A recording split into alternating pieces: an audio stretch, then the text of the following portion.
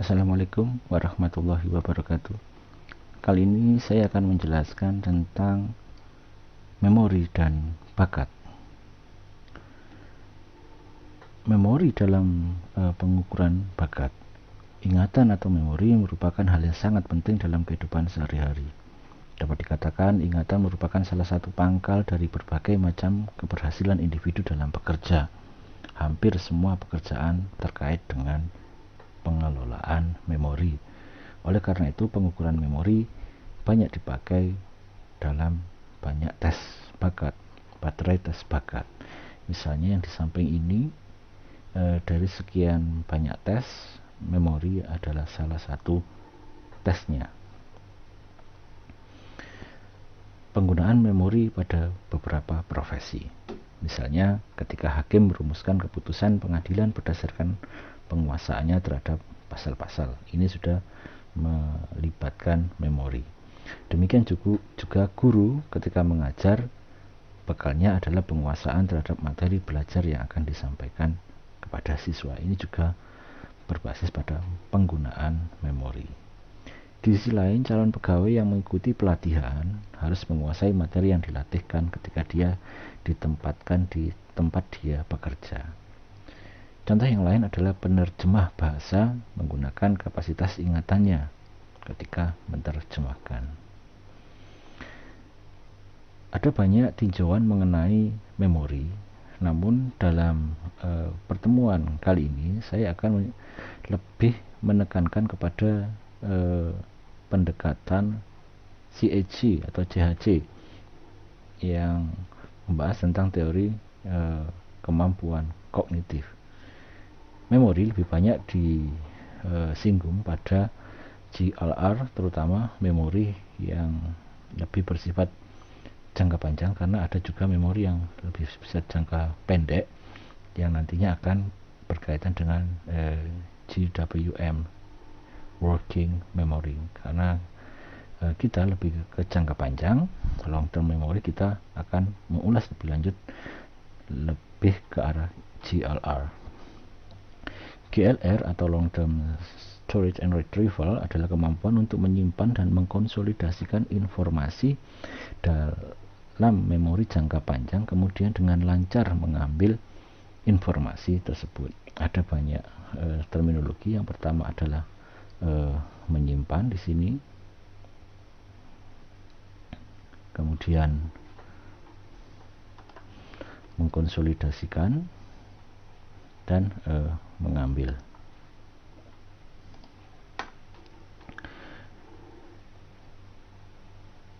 Inti dari pengukuran GLR adalah tinggi rendahnya kemampuan ini diukur melalui lamanya waktu.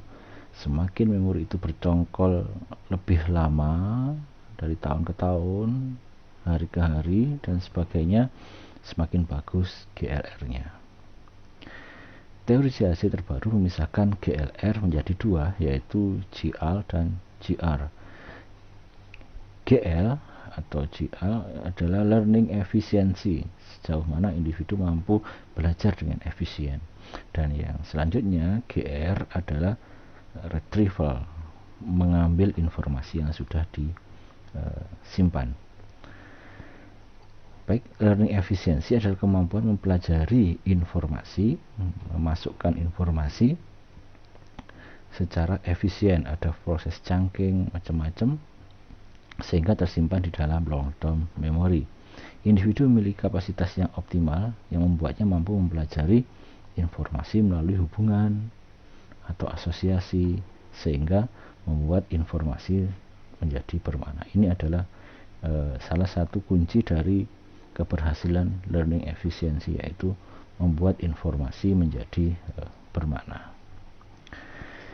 Dalam learning efficiency, kemampuan individu dilihat dalam mempelajari memori melalui hubungan dan membuat informasi tersebut menjadi bermakna.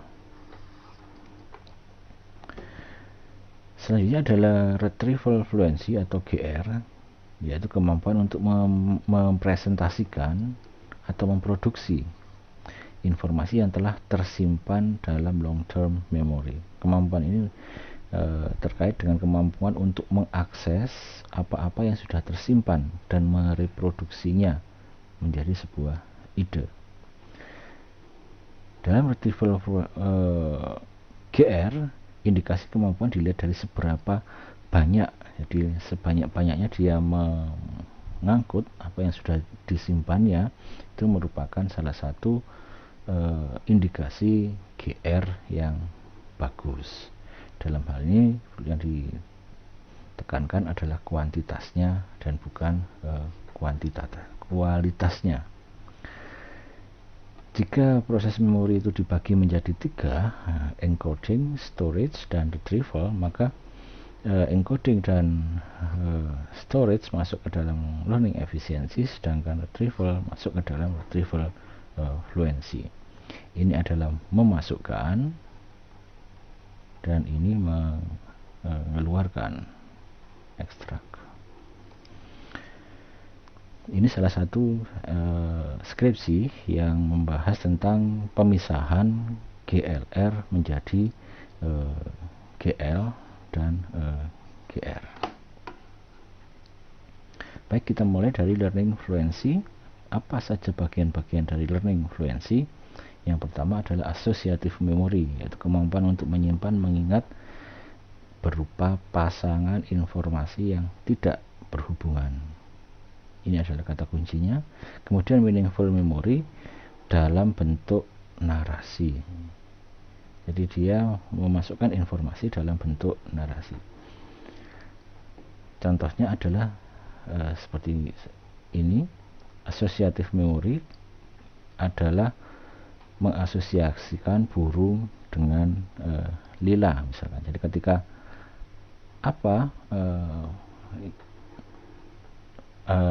pasangan dari burung lila misalkan, kemudian beberapa menit kemudian apa pasangan dari lila burung, itu adalah salah satu pengukuran associative memory. Dan misalkan ini tes ini mengukur kemampuan Anda, ini adalah instruksinya untuk mempelajari kombinasi antara gambar dan angka. Pada setiap bagian tes Anda diminta untuk mempelajari satu halaman yang berisi 21 pasang gambar dalam waktu 1 menit. Ini dihafal, kemudian ini semuanya dihilangkan, kemudian subjek diminta menulis angka berapa ini, misalkan ditulis 34, 46, 55 dan sebagainya. Ini adalah salah satu tes tentang associative memory. Yang lain adalah memory for name, adalah belajar mengingat kembali gambar dan nama yang telah dipelajari dengan menunjuk gambar ketika peserta tes menyebutkan nama. Ini mirip yang kita lakukan tadi. Ada juga visual auditory learning, yaitu belajar mengingat kembali gambar dan nama gambar yang telah dipelajari dengan menyebutkan nama gambar tersebut. Misalkan objek-objek baru, kemudian ada gambar, kemudian ada namanya di sini, nama misalkan gambarnya bola dan sebagainya. Kemudian setelah dihilangkan, dia tahu bahwa ini namanya bola, misalkan untuk anak-anak yang baru belajar untuk mengingat nama-nama. Meaningful memory adalah kemampuan untuk mengingat, mereproduksi materi dari fase studi ke fase studi yang memiliki hubungan antara satu dengan yang lainnya. Ini adalah yang kedua. Jika tadi adalah associative memory, sekarang meaningful memory. Dari satu ke titik yang lain, ketika subjek memahami ini kemudian dipakai lagi untuk ke time yang selanjutnya, dipakai lagi ke time selanjutnya, itu menunjukkan dia mampu membuat sebuah ingatan yang saling berkaitan. Kemampuan meaningful memory juga dikaitkan dengan kemampuan untuk mencatat, menyimpan dan mengingat kembali informasi di mana ada hubungan yang lebih bermakna antara bagian dari informasi. Ini juga mirip yang seperti ini. Berarti yang ini adalah ada bagian-bagian dari ini, kemudian dia mampu mengkaitkan semuanya, merupakan bagian dari yang lebih besar.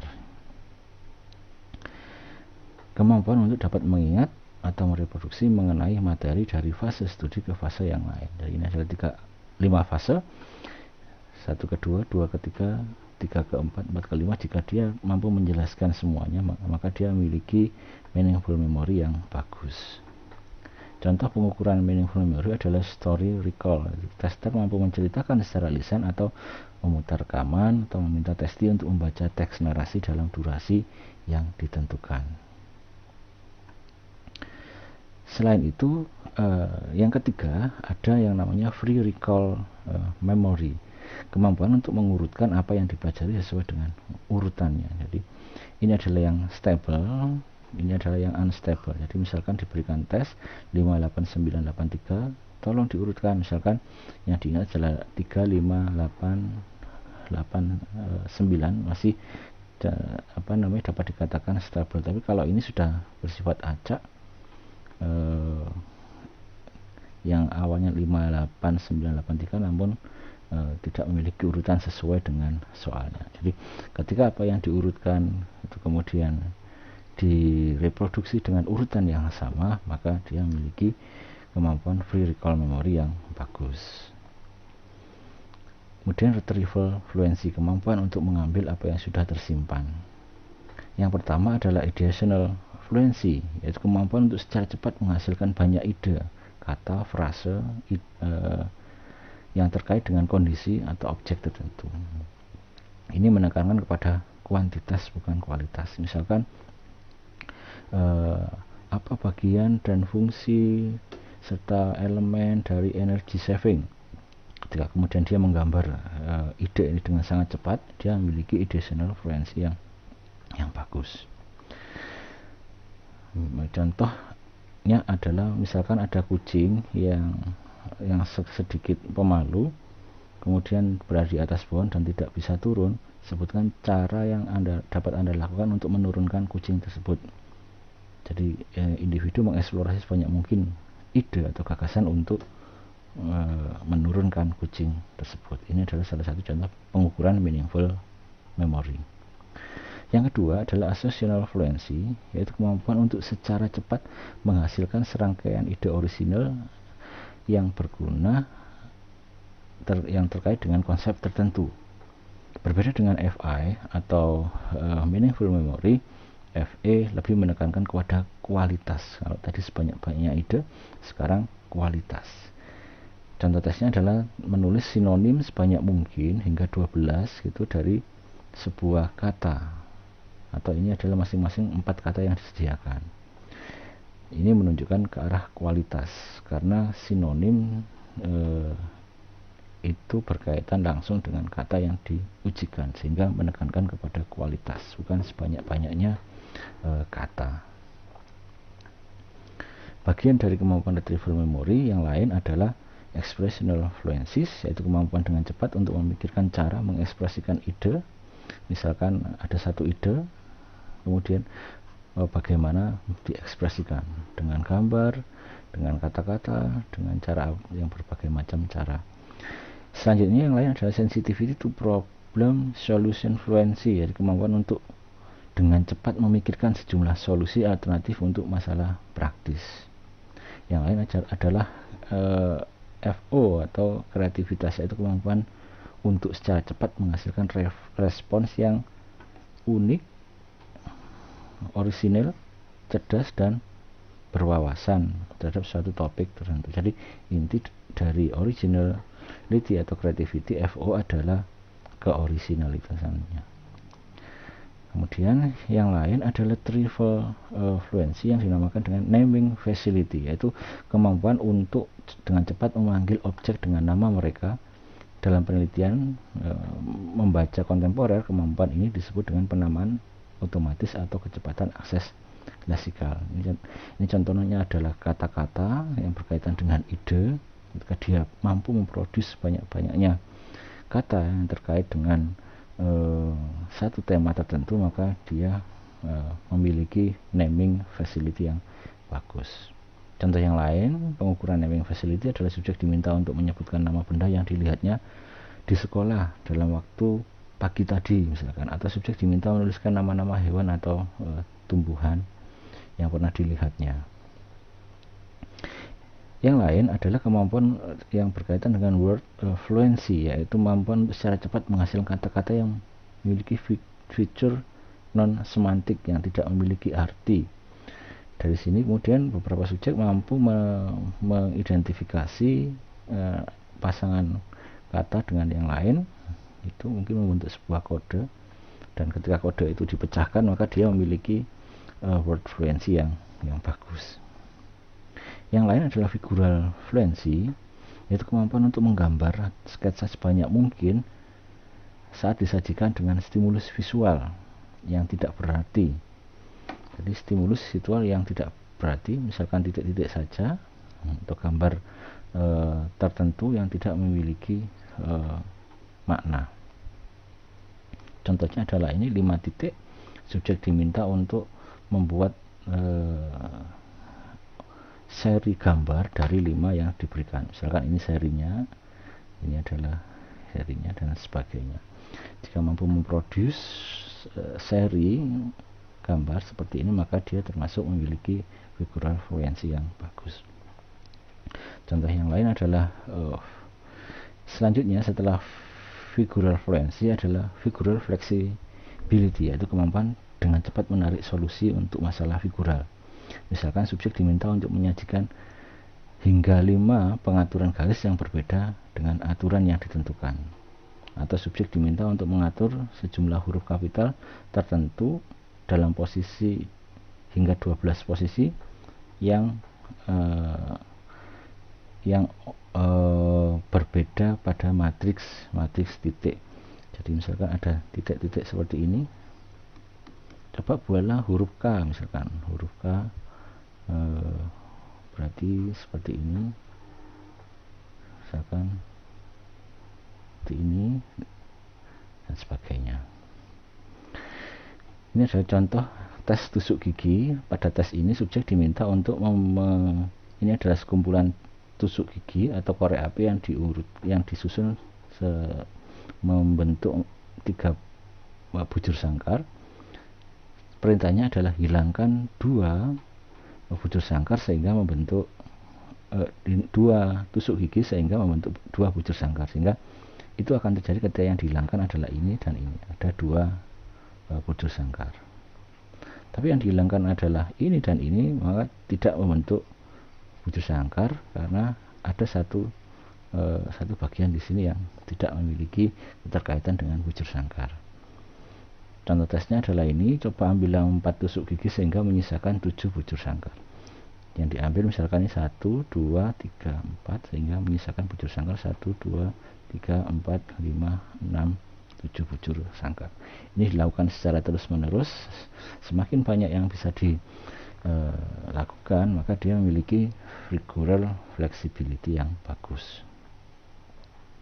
Terima kasih, semoga bermanfaat. Assalamualaikum warahmatullahi wabarakatuh.